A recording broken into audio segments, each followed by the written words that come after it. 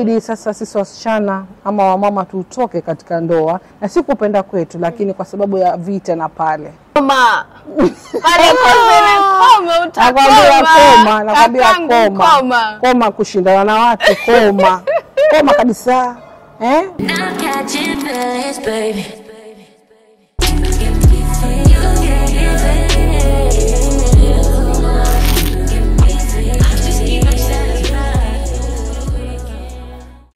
Hi guys, welcome back to my happy Lydia channel. And actually today, before I even welcome everybody, I got someone with me. Yes, because it's about to go down. So guys, I will allow her ajiintroduce ndo tukuje kujua ni nani tuko naye kwa platform leo. Mambo iko moto. Aya, karibu sana. Asante. Kwa majina naitwa Auntie Jano, Auntie Jayden. Nashukuru kuwa hapa. Huyo ni Auntie Jano ya Auntie Jayden venye mmesikia. So tuko hapa naye leo, watu wa English leo potea pote.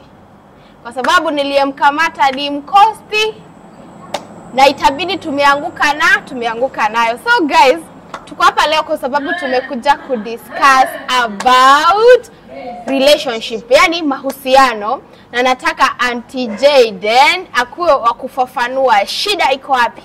Mahusiano mengi Auntie Jayden yanafeli kwa wakati huu. So tunataka kujua like shida inaingilia wapi, wanawake ndo wamekuwa na matatizo ama ni wanaume ama hakuna mapenzi? Mimi nitasema mahusiano ni kati ya watu wawili.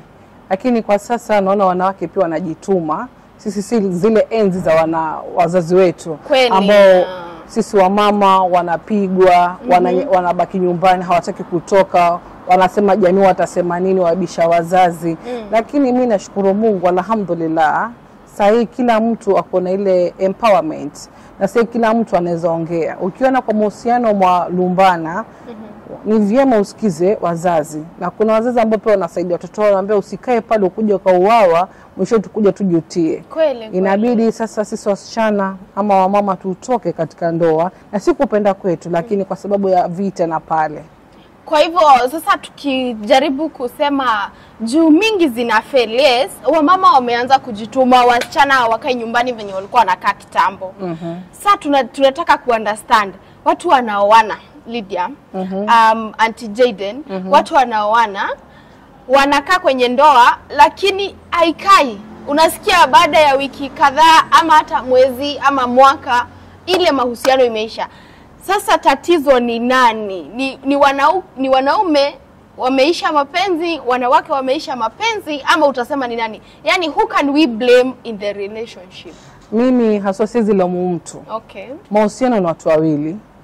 Kwa sababu most of the time watu wanapenda kulaumu wanaume.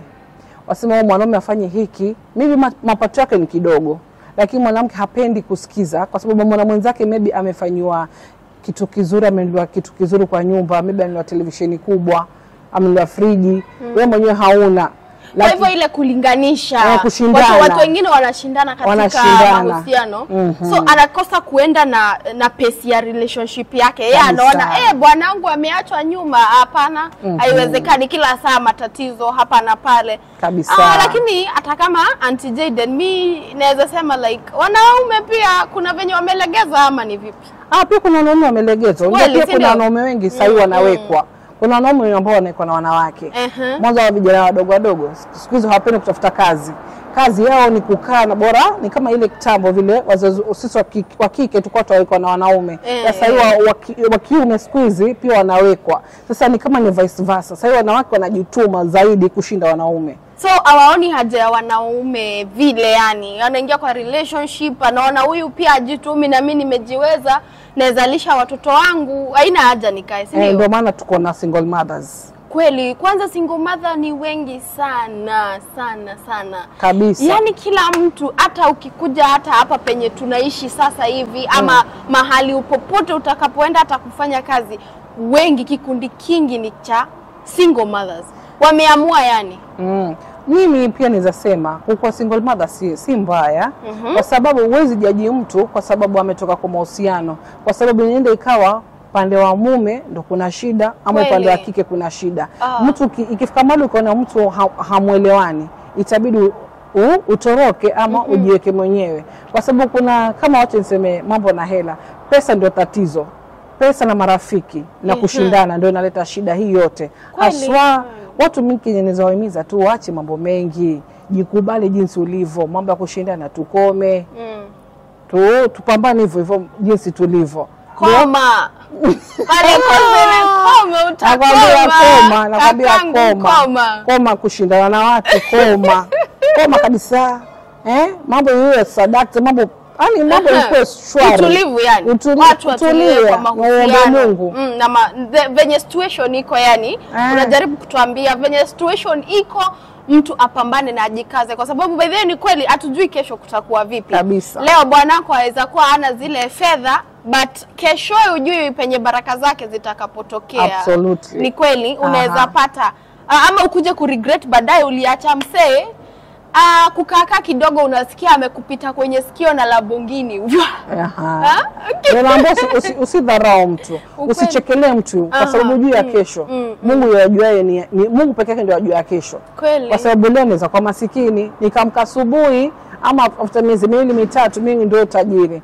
Ambao niacha mimi yahe, kesho yako unaona mimi tajiri, utaniambia nini? Kweli hakuna. So unapotajutia. Utajutia kabisa. Sasa mimi usema watu wafanye kazi, watu wajitume. Watu wajitume na tusio wale wepesi wa kujajua watu kama mtu ametoka kwa mahusiano. Kila mtu anacho kuna ile kitu ambacho mtu ametoka kwa mahusiano. Kweli, kwa sababu sometimes unaona ukienda kwenu like umetoka kwa mahusiano, lakini ukienda nyumbani watu wanaanza kusema hangetulia kwa ndoa yake, tulijua aezi yani na ndoa, hata heli angeolewa ama angeoana. Lakini I guess I understand, like we mwenye uko kwa relationship ni wewe unajua what is going on. Ule moto wewe mwenyewe uwezani na wao. Kwa sababu ukiatu wenye mimi nimekivaa. Mimi najua mali imefika mwisho. Mali inanikula mimi mwenyewe nakijua. Sasa wao wenye wakipiga domo zao kule, haya yanihusu. Wacho wachekelee, lakini yakuwa wanayakwao. Kwa watoto yakiwakumba watafiata ulimi. Hapo sasa. Na sasa tukiweza taka kuhimiza yani ama tupatie wasichana wachanga ambao wanaingia kwa mahusiano, hawajafika kwenye ndoa, ambao wanaingia kwa mahusiano, tutawa-advise tuwaambie aje? Waingie mapema ndo besti ama watulie tuli ama wasijaribu ngo? Okay, mimi naweza waambia, naweza wasichana wadogo. Wasichana wadogo, take your time. Soma, pata mapato yako, olewa na heshima. Ukipata mume mwenye unasikiza, usikimbilie kwa mahusiano, mwanzo jua ule mume yuko vipi. Hiyo tu ndo advice. Soma upate pesa yako, kwa sababu bila masomo pia hata ni vyema uitishe kibali kutoka kwa hekima. Ukiwa na hekima tosha. Kweli. Soma, pata pesa yako, kwa na fedha pia mtaheshimiana kwa nyumba. Si kila mara umeolewa alafu chumvi bwana nipe, omba. Hiyo nayo pia fanya mwanaume pia ndio tuita kwa mpango wa kando. Maybe mpata mpango wa kando yuko na kazi nzuri. Wewe mwenyewe umkaiti pale utaparara. Kweli. Na wewe mwenyewe utabaki kwa mataa. Utaomba neighbors mafuta. Kabisa. So inabidi sisi wanawake, wasichana wadogo na wahimiza wajitume kabisa, wajitume. Na watulie pia yani, waache kuharakisha. Waache kuangalia sijui wanaona social media, sijui ma celebrities, sijui ati nani amevaa hivi. Unajui pesa wanatoa wapi? Kweli. Unajui tumejiingiza wapi? Unajui nini? Yaani watu waache kushindana na watu waangalize media kupata pressure zenye haziwasaidii. I guess ndio maana hiyo kwanza social media it is one part yenye imeplay yani kwa upana kabisa kuharibu uhusiano mingi sana, kwa sababu tuseme kama sisi sasa watu wengi wachanga wanaingia pale social media, anapatana na kama the wa Jesus family, watu wanakuonyesha mapenzi sasa iko 100%. Sasa watu wengi wakipatana na wapenzi wao, matatizo ikianza yeye anashindwa, mbona yeye tu haiko sawa na yakina nani iko sawa. Yani influence imekuwa mingi Influence iko nyingi kwa sababu hao ma celebrities wenyewe ukiwaangalia kwa kamera wajifanya wapenda, lakini kule nyuma ya tent watu wapigana wewe. Hakuna mambo kweli. Watu wapigana, watu wapelekana mahakamani, wewe mwenyewe uko pale sema I love this one. Watu wapigana. Wakiamka kwa kamera tutafuta pesa. Unajua sasa wale wanasema wacha tutafute pesa. So watu wapiga msasa kwa kila kitu. Sasa itabidi watu waache mambo mengi ya kuangalia ma celebrities role model pale. Wengine ni fake life. They fake until they make you. They fake life. Na utajiingiza pale upate umbaki kwa mataa. Aha. Ni kweli. Saa mambo ni mengi, tukisema ni kuongelelea mambo ya uhusiano tutaongea kwa upana sana. Lakini mumesikia tumevyoambiwa. Watu watulie, watu waache mambo mengi, watu waache haraka katika mahusiano, watu waache kucompare, wacha kuangalia mwenzako amefanya hivi, amenena maneno yote mazuri sana na amenena point like it's on point, it's the truth. Na sio watu wengi wanakubali ukweli. So guys, hatakuwa na mengi ya kusema, lakini huyu lazima tutamuita tena amaje? Vipi hapo shwari? Tunakupa kiti tena. Bado hatujamaliza huu mwendo. Tunamuita tena. Mambo ni mengi tutaongelelea. So guys, usisahau kubonyeza. Leo Waswahili kwanza muje hapa. Mmesema video zako za kizungu nani atasikia? Leo nimemletea Kiswahili na pia vile ikabidi nimeanguka nayo tumeongea Kiswahili.